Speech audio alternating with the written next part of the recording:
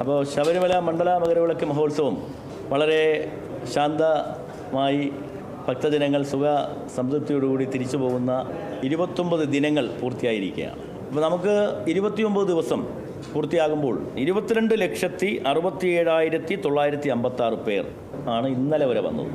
ഇതേ സമയത്ത് കഴിഞ്ഞ വർഷം എത്തിയിരുന്നത് 18,16,913. ഇത്തവണ 4,51,043 പേർ അധികമായിട്ട്. ഈ വർഷത്തെ 29 ദിവസം പൂർത്തിയാകുമ്പോൾ ആകെ വന്നിട്ടുള്ള വരുമാനം 169,89,20,204.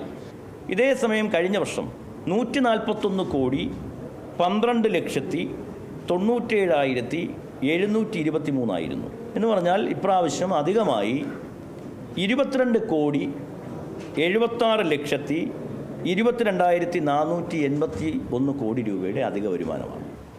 അരവണയുടെ വിറ്റുവരവ് 82 കോടിയാണ്.